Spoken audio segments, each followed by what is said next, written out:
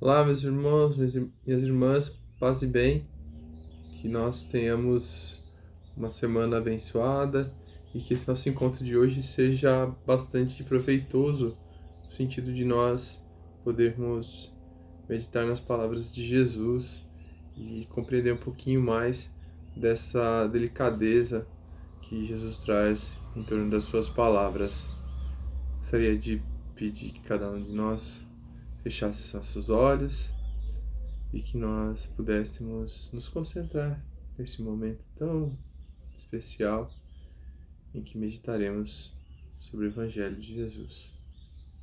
Permite, Senhor, que as nossas interpretações, que as nossas palavras possam chegar aos corações de cada um dos nossos amigos e que possamos também compreender no mais profundo o sentido das palavras de Jesus.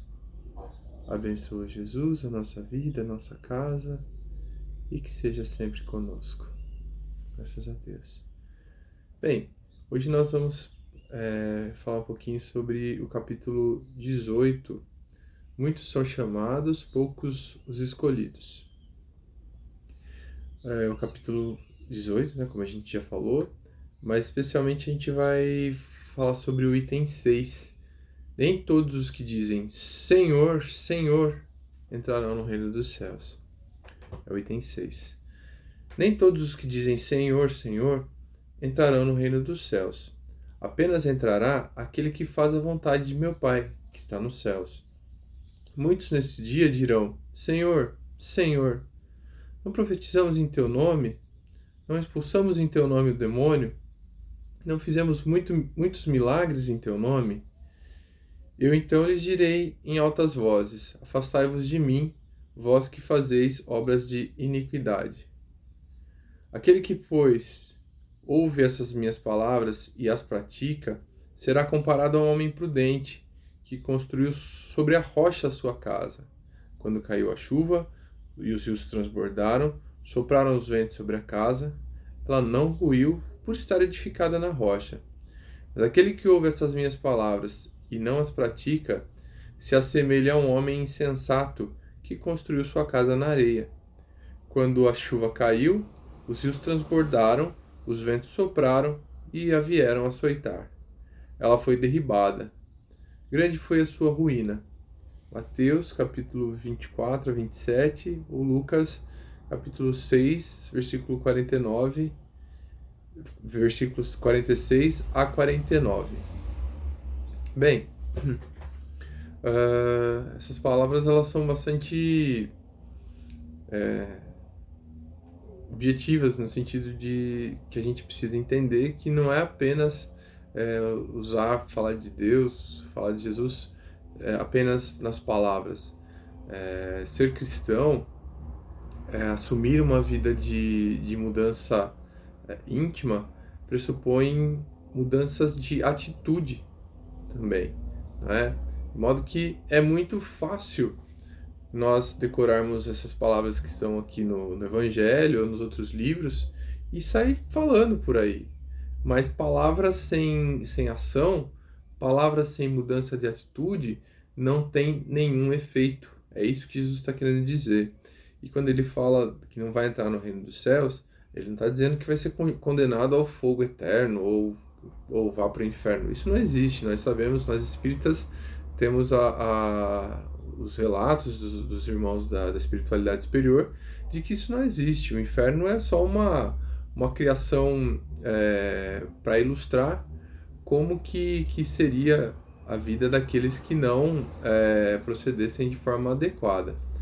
Portanto, quando Jesus fala que vai chegar no final, né, quando acabar a vida de determinados seres, e dizerem assim: Senhor, mas a gente não profetizou em seu nome, a gente não curou em seu nome, a gente não fez isso, a gente não deu cesta básica em teu nome, a gente não... Jesus vai dizer assim: eu não os conheço, né? Jesus está querendo dizer que até o mal consegue se fazer de bem, consegue colocar uma maquiagem e se mostrar um pouquinho bom, mas que aqueles que verdadeiramente seguem a Jesus, eles abdicam de muitas coisas nas suas vidas. Por exemplo, o conforto de permanecer estabilizado e sem precisar refletir sobre as mudanças que cada um precisa fazer. Quando Jesus diz, aqueles que ouvem as minhas palavras e as pratica, será comparado a uma pessoa prudente, aquela pessoa que assemelhou o que estava sendo pedido e fez. E Jesus dá essas dicas de como de como a gente deve proceder, né? Dos trechos do Evangelho, ele resume toda a lei e todos os profetas, dizendo que o mais importante é amar a Deus sobre todas as coisas e ao próximo como se fosse a cada um de nós. Aí ele diz assim que e nisso tudo, nessa simples frase, estão contidas todas as leis e os profetas. Ou seja, amar a Deus, um ser superior, aquele que nos criou, um ser de infinita justiça e bondade, e ao próximo como se fosse a cada um de nós. Quando Jesus nos pede isso, ele está ensinando uma cultura muito profunda sobre como cada um de nós precisa responder a esse chamado. Todos somos chamados à vida, todos somos chamados à oportunidade da melhora íntima, né? A gente ouve muito o termo reforma íntima ou transformação íntima, né?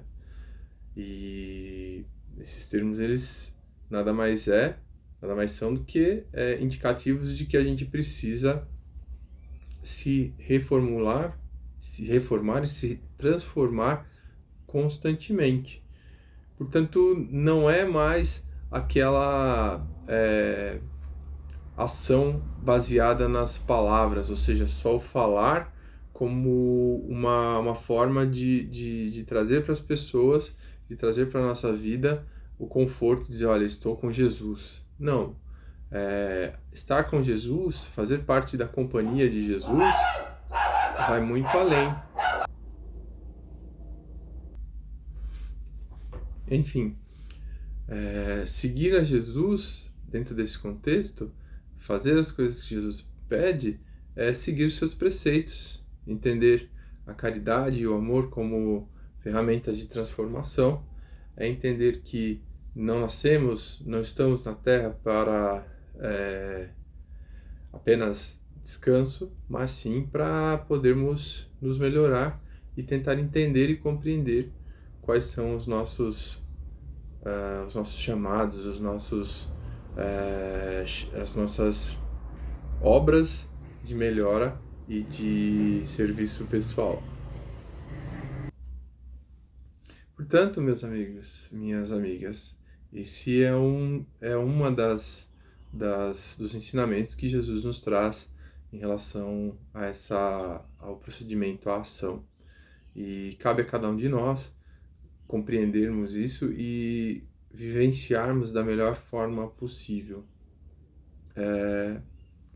A gente precisa compreender que o chamado, ele acontece constantemente, incessantemente. A cada dia que nós levantamos das nossas camas, cada dia que nós podemos nos colocar em direção ao nosso trabalho, em direção aos nossos irmãos, ou o que quer que seja que nós tenhamos que fazer naquele dia em questão, nós recebemos uma nova carta branca, né, para que a gente possa escrever essa história da melhor forma possível, não é? De forma que o chamado é isso, é o convite à transformação, é o convite ao aproveitamento dessas oportunidades que nós recebemos a cada dia. Essas são as palavras que eu gostaria de compartilhar com vocês hoje.